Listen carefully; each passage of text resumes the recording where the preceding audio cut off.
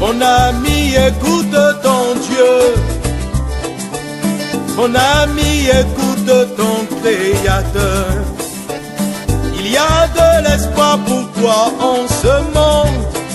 Vous suivez en ce moment un séminaire de formation du club Jésus pour réussir, animé par Edgar Guidibi et Hermione Kwekban. Le club Jésus pour réussir a pour vocation de vous aider à vous épanouir et à prospérer en démontrant par les fruits qu'il vous fera porter que Jésus est bel et bien le chemin, la vérité, la solution et la vie. Christ est la solution. Décharge-toi sur lui. Le club Jésus pour réussir est situé à Saint-Rita, au bord des pavés non loin de la station MRS. Vous pouvez nous joindre en visitant le www.jesuspourreussir.org ou en appelant le 00229 94 01 54 26. Club Jésus pour réussir, une initiative de Global Service Plus qui évolue dans le secteur de l'immobilier, de la formation, du marketing et dans bien d'autres. Visitez le www.globalserviceimo.com ou appelez le 00229 94 97 07 07 pour en savoir plus. Que Dieu vous bénisse. Pourquoi continuer à souffrir ainsi? Est-ce que la solution existe?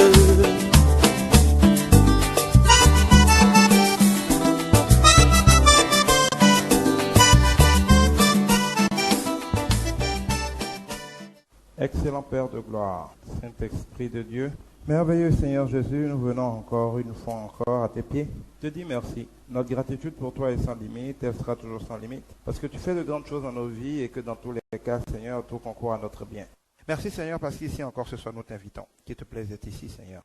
Viens Seigneur, nous t'invitons. Sois le premier, prends le contrôle. Sois l'alpha, sois l'oméga. Dirige nos travaux, conduis-nous à vaincre ces ignorances qui nous font souffrir, qui nous font périr.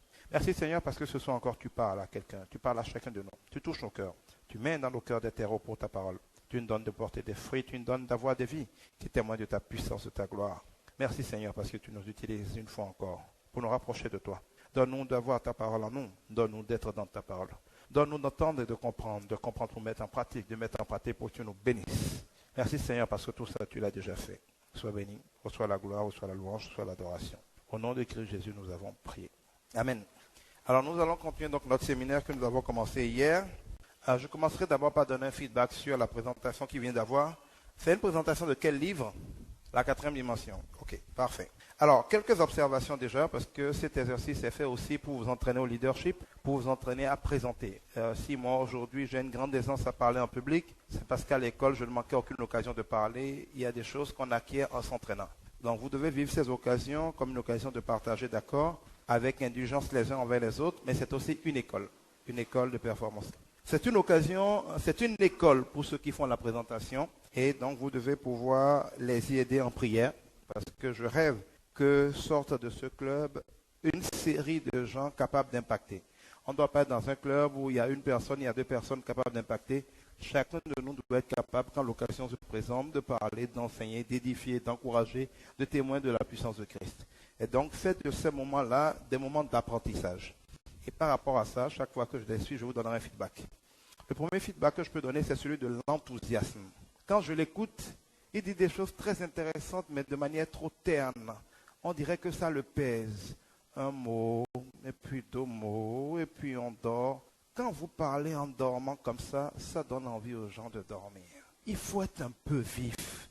Quand on vous voit parler quelque chose, on doit avoir envie de vous suivre. Vous devez dégager la joie, un certain enthousiasme communicant, contagieux. Vous allez voir que les grands orateurs qui emballent les foules, il ne faut pas être comme certains, je ne dirais pas qui, mais certains qui font beaucoup de bruit. Ce n'est pas le bruit, mais il faut dégager une vie. Il était un peu trop terne, un peu trop froid, un peu trop glacé. C'est pas bon. Dégagez de la vie. Ne donnez pas l'impression de faire un rituel ou de lier quelque chose. Soyez naturel, soyez détendu et dégagez de la vie. Parlez avec votre cœur. On sentait un peu comme à l'école que vous lisiez, vous aviez peur de faire des erreurs, vous vous assuriez que bon, c'est bien conforme. Non, la parole de Dieu, c'est quelque chose de vivant et il faut la communiquer avec tout le naturel. Ne soyez pas trop préparés, trop calés, trop coincés. D'abord, dans tous les domaines, à plus forte raison dans la parole de Dieu, je vous invite à travailler davantage le naturel, la détente. N'ayez pas peur, laissez le Saint-Esprit travailler. C'est ma première observation. C'est la plus importante puisque je n'ai suivi qu'à la fin. Maintenant, les derniers principes que j'ai entendus sont très très importants. Je voudrais profiter de l'occasion pour insister dessus. La nécessité du pardon. Effectivement, le pardon est l'une des choses les plus importantes qui soit donnée aux chrétiens de faire. Et ne pas l'avoir vous coûtera toujours très cher. Pourquoi? Parce que pour s'approcher de Dieu et qu'il vous écoute, vous demandez à Dieu quelque chose et qu'il vous exauce, il faut qu'il vous juge digne d'être reçu. Or, par définition, tout homme étant pécheur, si Dieu devait bien faire les choses, s'il ne devait pas pardonner, personne n'est digne de parler à Dieu. En réalité, si Dieu devait être rigoureux, chaque fois qu'on commence à lui parler, il va dire, mais toi, tu es qui pour me parler avec tous tes péchés? Cela veut dire que chaque fois que Dieu nous écoute et qu'il nous exauce, c'est parce qu'il nous a pardonné. Et c'est pour ça qu'il dit que si vous ne pardonnez pas aux autres, on ne vous pardonnera pas. Si vous n'êtes pas capable de pardonner, ce n'est pas la peine de prier, parce que Dieu ne peut jamais écouter et exaucer vos prières sans vous avoir pardonné. Or, il dit que si vous pardonnez, il vous pardonnera. Si vous ne pardonnez pas, il ne peut pas vous pardonner. Parce que l'un des principes juridiques de Dieu, c'est qu'on vous traite comme vous traitez les autres. Donc celui qui est haineux, celui qui est rancunieux, celui qui est rancunier, celui qui ne pardonne jamais, oblige juridiquement Dieu, s'il veut respecter sa parole, parce que Dieu ne se contredit jamais. Il n'y a pas d'affaire de Dieu, même il va me pardonner le fait que je ne pardonne pas. Dieu ne se contredit pas. Il a dit que si tu pardonnes, on te pardonne. Tu ne pardonnes pas, on ne te pardonne pas. Il t'aime pas, le principe s'appliquera. Donc, si tu ne pardonnes pas, Dieu ne te pardonne pas. Et si Dieu ne te pardonne pas, ce n'est pas la peine de te bavarder à dire que tu pries. Il ne t'écoutera pas. Donc, on ne peut pas espérer parler à Dieu. On ne peut pas espérer prier Dieu quand on n'est pas capable de pardonner. C'est pour ça qu'il dit, si quelqu'un veut prier, il se rappelle qu'il n'a rancune avec un de ses frères, il n'a qu'à s'arrêter et aller se mettre en paix avec son frère. Il faut que vous compreniez pourquoi c'est important. Il n'y a pas de demi-péché, de péché véniel, de péché minuscule. Le péché, c'est un péché. Et c'est pour ça, d'ailleurs, une prière doit souvent commencer par se purifier en demandant au sang de Jésus-Christ de bien vouloir laver nos péchés, en demandant pardon pour nos péchés. Sinon, vous n'êtes pas qualifié. On dit partout que vous êtes un grand voleur, vous prenez rendez-vous à la présidence. On va vous enfermer à la porte de la présidence. À moins que quelque chose ait été dit en temps qui dit, bon, laissez-le, on l'a déjà pardonné, il peut venir. Sinon, quand vous péchez, vous n'allez pas prendre rendez-vous au commissariat. Vous êtes un voleur, vos photos sont sur toutes les télés, on vous cherche. Vous allez prendre rendez-vous avec le commissaire pour parler et lui demander une faveur. Vous allez arriver à la porte du commissariat, de ces agents vont vous enfermer avant que vous le rencontriez. Donc, si vous ne pardonnez pas, vous allez souvent être arrêté aux portes du ciel. Donc, si quelqu'un a l'intention de prier, il vaut mieux qu'il pardonne les péchés. Attention, pardonner les péchés, ce n'est pas commencer à faire le tour de toutes les personnes que vous connaissez pour venir dire, bon, un jour on s'est fâché. Non, il ne s'agit pas d'être non plus niais, de commencer à appeler chacun pour dire réconcilions-nous. Non. Le plus important, c'est dans votre cœur. N'ayez de la rancune envers personne. Comme on dit, Roméo, des gens, lui, je vais lui faire. Il faut que, quoi qu'il advienne, vous videz votre cœur sur les gens. Quelqu'un vous a offensé, vous confiez ça à Dieu, vous demandez à Dieu de le pardonner, vous le pardonnez. Si vous avez l'occasion de lui faire du bien, vous lui faites du bien. Et le fait de pardonner quelqu'un ne veut pas dire qu'il faut faire avec lui comme si de rien n'était. Quand vous prenez par exemple des gens comme, même les pharisiens qui fatiguaient Jésus, c'est sûr qu'il a dû les pardonner. Mais ce n'est pas pour autant qu'il passait tout son temps à chercher à passer, à manger avec eux. Il les évitait autant que faire se peut. Isaac, même Abraham, il y a des moments où ils ont rencontré de l'hostilité. Ils ont réglé les problèmes en chrétien. Parfois, ils ont même fait des dîners pour pardonner. Même quand vous prenez Jacob, il s'est réconcilié avec son frère. Mais son frère dit reste. Il dit d'accord, attends un peu. Il est parti très loin de son frère. Isaac, c'est pareil. Il a fait la paix avec les gens qui le fatiguaient. Mais après, il a pris le chemin contraire. Il y a parfois de la sagesse à ne pas rester longtemps en compagnie des gens avec qui on a des problèmes. Mais avant de s'éloigner d'eux, il faut faire la paix. Et quand on est loin d'eux, il ne faut pas être en train de méditer du mal contre eux. Il faut avoir vidé son cœur et être en paix avec eux. Mais j'insiste, être en paix avec les gens, pardonner les gens, ne veut pas dire aller embrasser tous ceux qui ont envie de vous tuer sous prétexte que Dieu a dit de faire ça. Il n'a jamais dit ça. Ça ne veut pas dire faire le porte-à-porte pour dire, bon, Dieu a dit de pardonner, je veux te dire que je te pardonne. Non, on ne vous demande pas de faire la comédie. La question, c'est dans votre cœur. Est-ce que votre cœur est dégagé? Est-ce que votre cœur est free? Vous croisez la personne, il est en train de mourir, il suffit que vous tendiez la main pour le sauver. Est-ce que vous êtes prêt à tendre la main pour le sauver? Si oui, c'est bon. Ce n'est pas d'aller lui dire que vous l'avez pardonné qui est important. Ça ne sert même à rien, sauf dans quelques rares cas. D'accord? Donc ça, c'est un principe très très important. Je pense que je ne pouvais pas laisser ça passer. Le deuxième principe, c'était quoi? C'était la crainte. Oui, la peur. Alors la peur, comme il a très bien dit, c'est la foi négative. Craindre, Dieu dit, ce que tu crains t'arrivera, ce que tu redoutes t'atteindra. C'est-à-dire que craindre, c'est quoi? Craindre, c'est croire que Dieu peut jouer. Croire, c'est croire que Dieu peut réussir. Craindre, c'est se dire, Dieu dit, il peut. Et s'il ne pouvait pas, finalement? C'est-à-dire que Satan vous fait peur, Dieu dit, n'aie pas peur, je suis là. Vous regardez Dieu de la tête aux pieds, vous regardez Satan de la tête aux pieds, vous dites, Dieu, il ne faut pas te fâcher. Hein. J'ai l'impression que Satan est plus fort que toi. Laisse-moi prendre mes dispositions parce que je pense que Satan peut faire des choses que tu ne pourras pas régler. C'est ça la peur. Si quelqu'un croit que Dieu peut, il ne peut pas avoir peur. La peur est l'indicateur qu'on croit que Dieu est incapable de régler ce problème. On se dit, et le quotidien dit, moi aussi bleu là. Mais qu'est-ce que vous voulez trouver qui dépasse Dieu? Là où vous croyez vraiment que Dieu est dépassé là, qu'est-ce que vous allez trouver qui ne sera pas dépassé? Si on est sérieux un peu. Rien. Et donc, contrairement à ce que nous pensons, autant que la foi est la chose qui fait le plus plaisir à Dieu, je te fais confiance. Vous, regardez comment vous vous sentez quand quelqu'un dit, ne t'inquiète pas, je compte sur toi. Je te fais confiance. On se sent bien. Dieu aime ça. Il aime les gens qui disent, quoi qu'il en soit, je te fais confiance. Mais de la même manière, avoir peur, c'est dire, on est resté, je vais devoir prévoir plan B, ouais. C'est une insulte à Dieu. Et comme ce que tu crois t'arrivera, si tu l'obtiens, si tu crois que Satan peut gagner, tu l'obtiens aussi. C'est pour ça que Jésus dit, il t'en sera fait selon ta foi. Foi positive ou foi négative, c'est la foi. Si tu crois que Dieu est fort, Dieu sera fort dans ta vie. Si tu crois que Satan est fort, Satan sera fort dans ta vie. Donc attention à la peur. Le plus grand ennemi des chrétiens, c'est qu'ils prient, mais la peur au ventre. Ça ne sert à rien de prier en ayant peur. Dieu dit, si tu crois et que tu ne doutes pas en ton cœur. Et l'un des secrets pour ne pas douter, on a fait beaucoup d'enseignements sur la foi, cherchez à les écouter à la bibliothèque numérique, c'est que quand vous avez confié quelque chose à Dieu, oubliez la chose. Si vous confiez quelque chose à Dieu, et vous continuez d'analyser la chose pour voir, mais il va faire comment? Mais il y a tel blocage ici, il y a tel blocage. Mais comment il va faire? Quand vous commencez à réfléchir à comment Dieu va faire, vous ne réfléchissez que par rapport à ce que vous pouvez faire. Et chaque fois que vous découvrez que tel chemin-là, vous ne voyez pas comment on peut s'en sortir, vous finissez par en déduire qu'on ne peut pas en sortir. Et dès que vous en déduisez qu'on ne peut pas en sortir, vous en déduisez inconsciemment que Dieu ne peut pas s'en sortir. Donc vous vous mettez à douter de ce que Dieu peut. Et c'est une insulte à Dieu que de penser que ce que vous trouvez impossible, lui est impossible. Pour ne pas tomber dans ce piège, quand vous confiez quelque chose à Dieu, je vous donne un conseil d'expérience. Ne réfléchissez pas à comment il va faire. Fermez votre cerveau. Quand les idées viennent, je ne veux pas y penser. Moi, quand je finis de prier ce sujet, je sors ça de mon cerveau. Parce que dès que vous commencez à réfléchir au comment, Satan rentre en discussion avec vous. Et il profite de cette fenêtre. C'est là où vous allez commencer à vouloir discerner le bien du mal. Il peut, comment il va faire? Mais quand même, c'est quoi? Il va utiliser telle personne. Voilà que telle personne n'aime pas. Mais il va faire comment? Il dit que je vais faire ça dans 2 jours. Comment moi j'ai trouvé 1 million dans 2 jours? Qui va me donner? Vous tournez. Tout ce que vous faites là ne contribue qu'à vous effrayer. Dieu t'a dit tu auras 2 millions dans 2 jours. Ne réfléchis pas, Seigneur, j'attends tes 2 millions, oublie ça, fais autre chose. Si tu y penses, Satan va t'effrayer. Quand on confie quelque chose à Dieu, on le laisse sur le comment. Ne réfléchissez pas au comment, sinon votre foi va prendre un coup. Alors, complexe d'infériorité, c'est pareil. Le complexe d'infériorité, d'abord, c'est une forme de peur. Et c'est aussi, je l'ai déjà dit ici, un indicateur d'orgueil. On se sent petit quand on se regarde et qu'on oublie qu'on n'est rien. En fait, tout le monde devrait se sentir inférieur. Non pas comme quelqu'un d'incapable, mais comme quelqu'un d'inférieur jusqu'à ce que Dieu soit en lui. Si vous croyez que c'est par vous-même que vous allez agir, fort heureusement, vous aurez beaucoup d'occasions de vous rendre compte que c'est faux, vous ne pouvez pas faire grand-chose.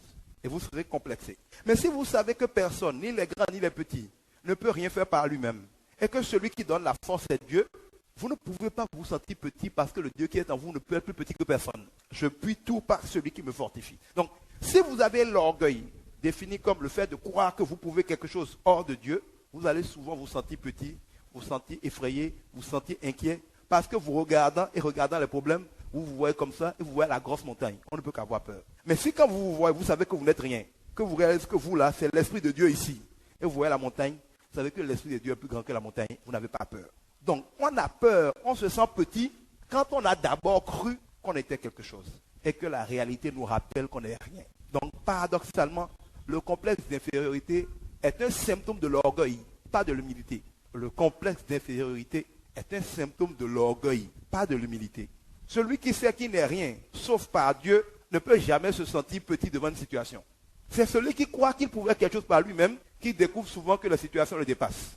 Donc, attention au complexe d'infériorité qui trahit en réalité de l'orgueil. La culpabilité, c'est pareil. Croire que vous êtes coupable, après vous êtes repenti, après avoir demandé pardon à Dieu, c'est refuser de croire ce que Jésus a fait à la croix. C'est dire qu'il est mort pour rien ou qu'il n'est pas mort. C'est croire que malgré tout ce qu'il a fait dans le seul but de vaincre Satan, vous vous demandez si il a vraiment vaincu Satan. C'est-à-dire c'est vraiment gaspiller tout ce qu'il a fait. Et donc, la foi commence par le fait de croire qu'il vous a rendu innocent. Parce que tout ce que nous disons là ne fait rien si vous n'êtes pas innocent. Dans l'Ancien Testament, ils n'avaient pas tous les privilèges que nous avons avec le Saint-Esprit. Parce qu'ils étaient coupables. Donc, si vous n'êtes même pas capable de croire que vous avez été acquitté par Jésus qui a payé vos péchés, tout le reste ne tient pas. Donc, prenez le temps de méditer la croix. Et je crois que quand Jésus dit que nous devons nous dépouiller de nous-mêmes pour nous charger de sa croix, cela veut dire effectivement qu'il faut prendre nos fardeaux, mais cela veut dire aussi que nous devons oublier notre capacité pour ne compter que sur la capacité de sa croix. En fait, c'est la croix de Jésus qui génère la puissance de vie que Jésus est pour nous. Donc, se charger de la croix de Jésus, c'est aussi dire, comme le dit Paul, je ne vis plus. C'est Christ qui vit en moi. Et quand vous comprenez ce qu'est la croix, vous oubliez qui vous êtes. Ça ne sert à rien. Ça là, c'est la statue dans laquelle on met l'esprit. Mais vous découvrez que celui que vous êtes en Jésus, c'est ce que la croix est. Donc, vous vous chargez du pouvoir de la croix, vous vous chargez de l'armure de la croix, vous vous chargez de l'onction de la croix, et vous dites maintenant, j'avance par le pouvoir de la croix. Mais rien ne peut résister au pouvoir de la croix. Donc, si vous comptez sur vous, vous allez toujours échouer, et vous allez toujours être effrayé. Mais si vous comptez sur la croix, et vous savez ce qu'est la croix, rien ne peut vous effrayer, parce que plus rien ne peut venir vaincre la croix. La croix a déjà tout vaincu, au ciel, sur la terre, sous la terre, tous genoux fléchissent au pouvoir de la croix. Et donc, quand vous faites aussi des résumés de livres, que vous faites des exposés, c'est bon de faire du descriptif, mais veillez aussi à mettre en évidence ce qui, dans votre enseignement, peut impacter des vies. Rendez les principes, mais travaillez aussi à pouvoir rendre en quoi ils peuvent être utiles à ceux qui vous écoutent. Parce que ce qui impacte les gens, c'est moins le commentaire littéraire de la parole de Dieu que la révélation de ce que cette parole veut dire dans leur vie au quotidien. Donc, travaillez dessus. Un bon enseignement de la parole de Dieu, c'est une diffusion de Réma, plus qu'une diffusion de Logos. Vous allez voir des gens, ils enseignent la parole de Dieu, ils parlent de la Bible tout le temps, mais on ne sent rien parce qu'ils s'amusent avec le Logos. Il faut prier pour que le Saint-Esprit vous utilise pour donner des Rémas aux gens, c'est-à-dire une parole pour eux, comme vous avez dit, un Réma. Du courage à vous et que le Saint-Esprit vous aide. Est-ce qu'on a des questions? Sinon, nous continuons sur le thème d'hier. On continue? Alors, quelqu'un a demandé quelles sont les aptitudes du négociateur. Bon, on l'a vu aussi hier, en long et en large. C'est quelqu'un qui doit être patient, c'est quelqu'un qui doit aimer les autres, c'est quelqu'un qui doit vouloir une victoire qui ne consiste pas en l'échec des autres, mais une victoire qui consiste en une solution. Le négociateur est celui qui cherche une solution. C'est celui qui veut être un faiseur de paix, c'est celui qui veut bénir les autres, c'est celui qui veut être une source de bénédiction pour les autres, mais tout en ayant ce qu'il lui faut. C'est quelqu'un qui va chercher, s'il est au point A et que les autres sont au point B, à trouver un accord, non pas forcément en A, mais à trouver un accord qui lui permette d'avoir ce qu'il lui faut, mais qui permette aussi aux autres d'avoir un peu. Parce que notre Seigneur nous demande d'aimer les autres comme soi-même. Donc quand vous gagnez, si vous voulez que votre victoire dure, il faut avoir laissé un minimum à l'autre. Pour que, regardant le minimum qu'il a gagné, il se dise que le jeu en vaut la chandelle. Donc un négociateur chrétien ne peut pas dire gagner, c'est écraser l'autre complètement, ne rien lui concéder. Et nous avons vu que la vocation de la négociation, on ne négocie pas seulement quand on est en difficulté, je pense même qu'on devrait surtout négocier quand on est en position de force.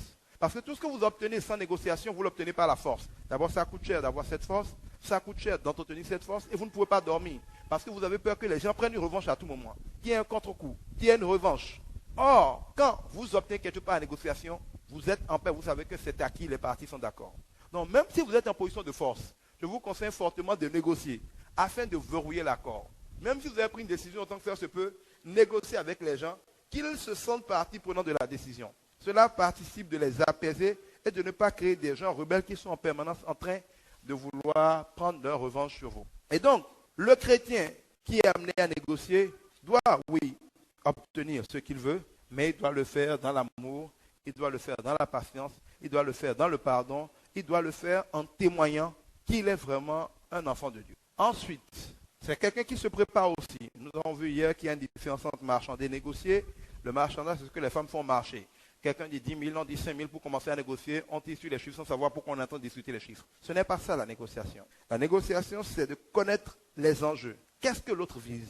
Qu'est-ce qu'il désire obtenir? Qu'est-ce qu'il ne peut jamais concéder? À quoi il pourrait s'arrêter en termes de concession Pourquoi il veut ci? Est-ce qu'il le peut vraiment? C'est de maîtriser les enjeux, les détails, les informations, le contenu de chaque proposition, afin de pouvoir analyser aussi bien pour son point de vue que pour le point de vue de l'autre, comment arriver à une situation qui arrange chacun. Comment je fais en sorte de gagner ce que je veux, mais qu'il gagne aussi ce qu'il veut. Ou en tout cas, si nous devons perdre, que nous avons quand même l'impression que ce que nous avons gagné est acceptable. Contrairement à ce que vous pensez, on peut avoir des intérêts différents sans être obligés d'être opposés. Ce n'est pas vrai que quand deux personnes ont des intérêts différents, ils sont obligés d'être opposés. Il est même très courant que des intérêts divergents se combinent sans que personne ne soit l'ennemi de personne. Et je crois même que quand on aime le Seigneur et qu'on vit selon le Christ, on trouve toujours des solutions, tout le monde est gagnant-gagnant. Vous bénissez les autres, ils deviennent source de bénédiction pour vous. Et si vous les bénissez, qu'ils ne sont pas capables de vous bénir, le Seigneur vous bénit dans tous les cas. Donc il ne faut pas avoir l'impression dans la vie, comme les gens du monde, que la seule manière de gagner, c'est de faire perdre quelqu'un. C'est faux. On n'a pas besoin que son vis-à-vis perde pour gagner. Deux personnes peuvent gagner. Et si vous voulez avancer dans la vie, il faudrait apprendre dans toutes les situations, si vous voulez gagner, à montrer aux autres en quoi ils gagnent. C'est d'ailleurs ça le leadership. Le leadership, c'est la capacité d'entraîner les gens parce qu'ils comprennent qu'ils gagnent à vous suivre. Vous avez intérêt à ce qu'ils vous suivent, mais vous faites en sorte qu'ils aient intérêt à vous suivre. Mais si vous pensez que pour qu'ils vous suivent, il faut qu'ils soient perdants, qu'ils soient des idiots, qu'ils soient des moutons, vous y arrivez quelque temps, mais vous n'y arrivez pas longtemps. Donc, paradoxalement, être un bon négociateur, c'est être assez intelligent pour faire en sorte que l'autre gagne suffisamment pour vous laisser gagner beaucoup. Et dans une bonne négociation, chacun a l'impression qu'il a tout gagné, que l'autre n'a eu rien d'important, mais en réalité, chacun a l'impression que ce qu'il a gagné est très important, que l'autre n'a eu rien d'important. C'est ce qu'on appelle un accord gagnant-gagnant. Parfois, je donne un exemple. Moi, je suis vendeur de maïs. Je n'ai pas d'argent suffisamment pour prendre un répétiteur en mathématiques à mon enfant. Toi, tu es un professeur de mathématiques, tu ne gagnes pas assez d'argent pour t'acheter du maïs. Je peux t'appeler pour te dire, bon, tu vas faire la répétition à ma fille, en échange, je te donne chaque mois 10 mesures de maïs. Je n'ai pas de problème à trouver de l'argent pour te payer. Tu n'as pas de problème à trouver de l'argent pour acheter du maïs. Nous sommes capables de trouver un terrain d'entente dans lequel, sans que je ne sois pénalisé, sans qu'il ne soit pénalisé, chacun de nous est gagnant. Et Dieu a fait les choses de telle sorte que ce que vous avez à donner vous paraît toujours, somme toute, assez négligeable, alors qu'il est très important pour les autres. Et ce que les autres ont à vous donner leur paraît, somme toute, assez négligeable, alors qu'il est très important pour vous. Donc, chacun peut bénir l'autre sans gros sacrifice, alors que dès que ça tombe dans la poche de l'autre, ça devient une grande bénédiction. Et c'est pour ça que vous gagnez comme vous servez les autres. Plus vous donnez aux gens, plus vous recevez. Donc, le bon négociateur, c'est quelqu'un qui cherche à gagner tout en faisant gagner les autres. Si vous êtes un négociateur, vous vous trouvez dans une situation où vous voyez comment vous gagnez, mais que votre gain consiste à brimer complètement l'autre qui n'a rien, vous ne devez pas accepter ça, parce que vous vous mettrez alors sous le coup de la malédiction. Et techniquement, cela s'appliquera. Quoi éviter quand on est un négociateur? On en a parlé beaucoup depuis hier. Vouloir penser que pour gagner, il faut que les autres perdent. Ça, je pense qu'il y a la première chose. On n'a pas besoin que les autres perdent pour gagner. La seule manière de gagner, c'est quand les autres pensent avoir gagné. Quoi éviter? L'improvisation. Il est bon de préparer une négociation. L'information en négociation est le nerf de la guerre, comme dans beaucoup de domaines. Plus vous en savez, plus vous pouvez négocier. Parce que pour négocier, il faut savoir quelles sont les situations de départ, savoir les possibilités et faire preuve de créativité pour créer des combinaisons. Plus vous êtes préparé, plus vous pouvez le faire. Et si vous n'êtes pas préparé, vous devez être alors quelqu'un qui réfléchit très vite. Parce que dans une négociation, les situations changent rapidement et votre cerveau doit tourner à 1000 à l'heure pour voir immédiatement qu'est-ce que chaque chose implique. Vous ne devez pas être quelqu'un d'émotif. Quelqu'un dit quelque chose qui ne vous plaît pas, vous énerver. Non, il faut rester calme. Dans des négociations, il faut avoir la sérénité, le calme qui permettent d'analyser objectivement les choses. Moi, souvent, il y a des situations, je dis, mais ça ne sert à rien de s'énerver parce que dès que vous vous énervez, vous perdez le calme indispensable pour être efficace dans la réflexion. Moi, plus j'ai des problèmes, plus je suis calme. Parce que je sais que la meilleure manière de m'empêcher de régler un problème, c'est de m'énerver. Vous allez voir sur un terrain de football. Quand l'adversaire sent que vous êtes trop fort, les bonnes équipes ont une technique qui marche toujours, casser le jeu. Comment on casse le jeu? On commence à faire des fautes, on commence à vous blesser, on sort le ballon. Si tu es en train de jouer, chaque fois que quelqu'un prend le ballon, il met ça en touche. Vous êtes obligé de vous arrêter. Il faut faire une touche, fais ça 3-4 fois, ça t'énerve. Il casse le jeu. Dès qu'il t'énerve, tu ne peux plus te concentrer. Tu es énervé, tu as envie de... Dès que tu commences à t'énerver, tu casses ton jeu. Tu ne peux plus jouer. Pour développer son jeu, il faut être serein. Quand une grande équipe est expérimentée, sait que vous êtes plus fort qu'elle, l'une des meilleures stratégies pour affaiblir toute équipe, c'est de les énerver.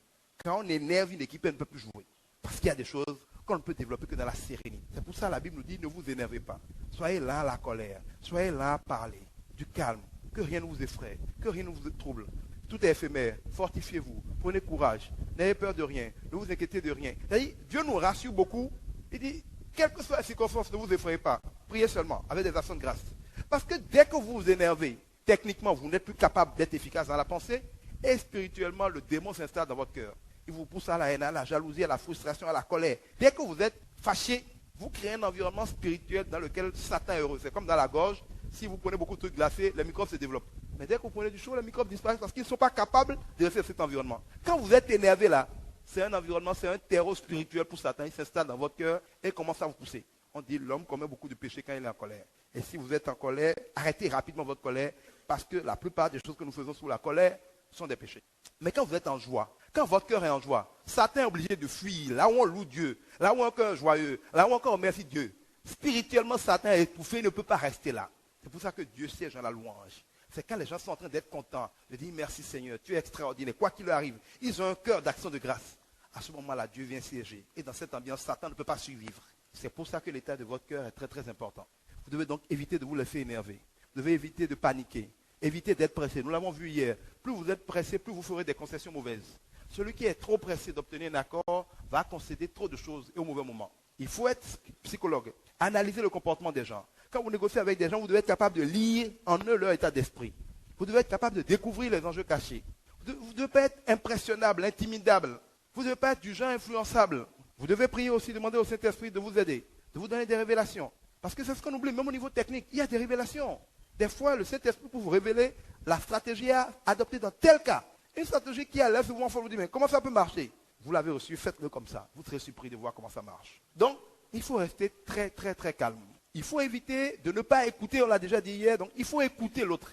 Ce que l'autre dit est plus important pour vous que ce que vous allez dire. Parce que c'est dans ce qu'il dit que vous pourrez avoir de quoi faire des choses intéressantes. Qu'est-ce que je peux dire encore? C'est quoi éviter dans une négociation?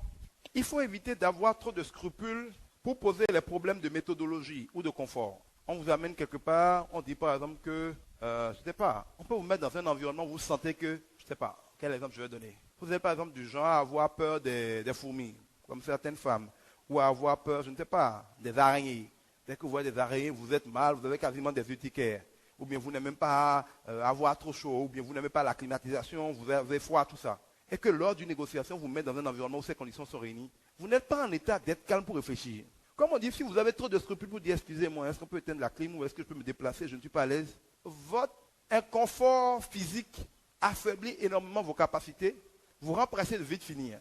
Et dans beaucoup de négociations, les gens créent exprès de l'inconfort. Si vous savez par exemple que quand vous mangez, vous avez envie de dormir et de faire une sieste, on dit venez, on va négocier. Bon, avant ça, on va manger, servez, igname pilé, sauce d'arachide, tout ça, avec du vin. Vous mangez comme tout le monde, on finit de manger, eux sont habitués. Ils mangent ça tous les matins. Je connais des gens, ils mangent igname pilé au petit déjeuner. Donc peut-être qu'ils sont comme ça. Bon, vous les suivez, vous avez une réunion importante, vous mangez igname pilé avec eux, ils disent bon, maintenant on passe à table pour discuter. Vous êtes en train de dormir pendant qu'ils parlent. Ils vont vous battre. Donc il faut faire attention à ce genre de petits détails. Il ne faut pas hésiter aussi dans une négociation à dire ça c'est un élément nouveau, donnez-moi le temps d'aller réfléchir, d'aller étudier quelque chose, on revient. On n'est pas obligé de trouver un accord immédiatement. Celui qui dans une négociation est capable de dire prenons du temps, on en reparle demain, est plus fort que celui qui dit non, il faut qu'on trouve une solution tout de suite, il faut qu'on trouve une solution tout de suite. Parce que presque toujours, celui qui est le plus pressé est toujours celui qui fait le plus de concessions. Dans une négociation, on est toujours aussi amené à faire des jeux du donner et de recevoir. C'est-à-dire que la négociation, par définition, c'est de faire des concessions. Et comme dans une vraie négociation, vous êtes toujours obligé de faire une concession. Parce que si vous ne faites pas de concession, on dira que c'est vous qui êtes de mauvaise foi. Cela étant, vous devez savoir dès le départ, dans vos positions, là, il y a toujours plusieurs catégories de positions. Il y a des choses auxquelles on tient, qu'on ne veut concéder pour rien au monde. Il y a des choses, si on les a, c'est bon, si on ne les a pas, c'est pas grave. Il y a des choses, s'ils veulent prendre ça, ils n'ont qu'à prendre, c'est un détail pour moi. Je ne sais pas si vous me suivez. Si vous négociez avec quelqu'un, il y a des choses que pour rien au monde, il a envie de vous concéder. Il y a des choses, bon, il ne souhaite pas trop vous concéder, mais à la limite, ce n'est pas grave. Il y a des choses, prenez-les si vous voulez, ça n'a aucune importance pour moi. Chacun a ça. Un bon négociateur connaît ça pour lui et connaît ça pour les autres. Et comme dans la négociation, quand nous commençons, si je te donne 2 concessions et je demande maintenant de faire un effort, tu es obligé de faire une concession. Sinon, on va dire que tu es de mauvaise foi. Surtout s'il y a un médiateur. D'accord? Quand quelqu'un donne dans une négociation quelque chose, il t'oblige à donner quelque chose. On disait telle chose. Bon, nous venons de faire un effort de 25 francs sur le prix. Vous faites quoi? Vous êtes obligé de faire une concession. Où est-ce que je veux en venir? Étant donné que quand quelqu'un te fait une concession, tu es obligé de faire une concession. Un bon négociateur est le premier à faire des concessions. Mais il concède les choses qui ne valent rien pour lui, qu'il est facile de céder. Quand je te donne 2 cartouches qui n'ont aucune importance pour moi, Je dis, maintenant toi tu fais quoi? Je t'oblige généralement à concéder alors que j'ai déjà vidé des choses qui n'ont aucune importance pour moi. Si tu ne sais pas faire, tu es obligé d'aller chercher dans les choses importantes pour toi ou dans les choses, dans la catégorie milieu pour donner. Parce que tu es coincé. C'est comme un jeu de cartes. Donc parfois, celui qui est le premier fait des concessions mène le jeu parce qu'il oblige l'autre parfois à rentrer dans ce dernier retranchement. Donc vous devez analyser toutes ces choses et savoir aussi le rythme auquel vous sortez. Ça ne sert à rien quand vous voulez faire 10 concessions de les aligner tous. Faites une concession, gardez le reste. Parce que si vous sortez 3 concessions à la fois, l'effet est globalement le même que si vous en sortez une. La question c'est combien de fois vous concédez. Donc si vous êtes prêt à concéder 10 choses, ne les concédez pas dès le début de la négociation. Parce qu'on va dire c'est bon, maintenant nous avons concédé tel. À ton tour de reconcéder. Tu as déjà concédé tout ce que tu étais prêt à concéder. Donc, il faut faire certaines concessions. Évidemment, tout dépend du niveau aussi des négociations, de l'environnement dans lequel on est, de la bonne foi des gens et consorts. Mais si c'est une négociation serrée, ne concédez pas tout ce que vous pouvez concéder à la fois. L'autre chose qui est importante dans une négociation, c'est que chaque fois que vous concédez quelque chose, faites savoir à l'autre partie que vous venez de lui faire une concession. Il y a des gens qui sont tellement gentils ou débonnaires, je ne sais pas quel mot qu'il faut employer, qu'ils font des concessions dans une négociation sans que l'autre réalise qu'ils ont concédé quelque chose. C'est-à-dire, ils font des concessions qui semblent pour l'autre partie être évidentes, n'avoir nécessité aucun effort. Et cela fait que l'autre partie n'est pas incitée à leur retourner l'ascenseur. Je donne un exemple. Supposons dans un couple, vous êtes l'homme, vous avez envie d'aller regarder un match de football avec vos amis. Vous le proposez à votre femme, elle n'en a aucune envie, mais au lieu de vous dire, chérie, je n'en ai pas envie, mais juste pour te faire plaisir, je vais y aller, elle dit, bon, ok, allons-y, une fois. Deuxième fois, vous voulez aller, je ne sais pas, à une gala ou je ne sais pas trop quoi, elle n'en a pas envie. Vous lui demandez. Au lieu de vous dire, chérie, je n'en ai pas envie, mais juste pour t'honorer, je vais y aller, elle dit, bon, ok, allons-y. Et 2-3 fois comme ça, elle vous dit oui, comme si, elle était d'accord, sans problème. Un jour, alors que vous êtes fatigué, peut-être un dimanche après-midi, vous avez envie de dormir, elle vous dit, oui, j'ai ma copine là qui fait le baptême de son enfant, il faut qu'on y aille. Il dit, franchement chérie, moi j'ai sommeil ce soir, vas-y, pas avec le chauffeur si tu veux, mais moi j'ai pas envie d'y aller. Elle va commencer à s'élever, c'est injuste, toi chaque fois que tu me demandes de sortir, moi je me mets en main. Ah bon? Quand tu m'as demandé de sortir, ou quand est-ce que j'ai demandé de sortir, tu ne voulais pas et tu es parti. Ah, la dernière fois, au Rotary, je dis, mais au Rotary, je t'ai demandé, tu as dit que ça te plaisait? Si tu avais dit que ça ne te plaisait pas, je t'ai dit de te reposer, je suis parti seul. Ah oui, et pour le match de football, pareil, je t'ai demandé de venir. Tu as dit oui. Si tu me disais que ça ne te plaisait pas, je te demande de te reposer, je vais partir seul. À moi, tu me demandes, j'ai sommeil. J'ai dit que j'ai sommeil. Non, rien ne t'empêchait ces fois-là, si tu avais quelque chose à faire de me le dire. Tu ne m'as fait aucune concession, c'est pas ça qui te plaisait que tu m'as suivi. Et ça va devenir une dispute. Qu'est-ce qui s'est passé? Elle a fait violence sur elle-même. C'est un effort, c'est un sacrifice d'amour qu'elle a fait pour son mari en y allant. Mais elle a omis de faire savoir, même si c'est gentiment, qu'elle est en train de faire un sacrifice par amour. De telle sorte que dans l'esprit de l'autre, il ne lui est redevable de rien, ne réalise même pas qu'elle a fait un sacrifice. Mais elle est en train de compter, surtout si c'est une femme, qu'elle a fait des sacrifices. Donc, quand à son tour, elle va te demander, pour elle, c'est évident que tu sais que tu es redevable. Donc, tu n'es même pas censé faire le malin. Quand tu vas commencer à dire non, elle va se sentir vraiment, elle va se trouver que c'est injuste, c'est ingrat, tous les jours, elle a fait tout ça sans qu'elle le veuille pour te faire plaisir. Maintenant, tu dis que toi, tu n'as pas envie. Alors qu'elle n'avait pas envie. Mais c'est qu'elle ne t'a pas dit qu'elle n'en avait pas envie. Il aurait suffi de dire, chérie, je n'en ai pas envie, mais juste pour te faire plaisir, je vais y aller. Si elle dit ça 2-3 fois, le jour où elle demande, soit tu te rappelles, tu es obligé de dire oui, soit tu lui dis, mais la dernière fois, en même temps, tu changes d'avis, parce que tu sais que tu es redevable. C'est ça que j'appelle faire des concessions en montrant qu'on les a fait. Or, souvent, tous, mais surtout les femmes, nous avons tendance à faire les sacrifices en considérant que c'est évident qu'on voit qu'on les fait. Il n'y a pas d'évidence dans la perception d'un sacrifice. Parce que le sacrifice, c'est pour vous. Ce que vous voyez comme un sacrifice parce que ce n'était pas naturel pour vous, l'autre le voit comme naturel. Donc, ne vous imaginez pas qu'il est évident de percevoir que vous êtes en train de faire un sacrifice. Et après, on dit, ah, il est ingrat. Il est ingrat comment? Tu lui as montré que tu faisais quoi qu'il n'a pas vu. Prenez la peine de ne pas dire, tu vois, je fais ça pour toi, c'est pas ça. Mais diplomatiquement, attirer l'attention des gens, vos enfants, vos collègues, vos patrons, partout dans la vie, il faut apprendre à attirer l'attention sur ce qu'on fait. Parce que de bonne foi, les autres peuvent parfois ne pas réaliser ce que vous faites pour eux. Et ils vous traiteront toujours en fonction de ce qu'ils ont vu que vous faites pour eux, pas en fonction de tout ce que vous avez fait pour eux. Il y a une question de traçabilité de ce qu'on fait qui est important. Mon ami, écoute ton Dieu. Mon ami, écoute ton Créateur. Il y a de l'espoir pour toi en ce monde.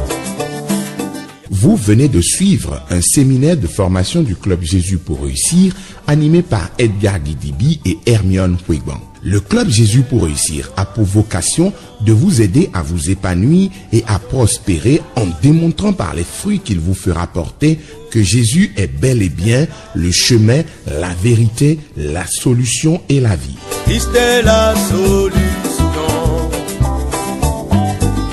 Décharge-toi sur lui.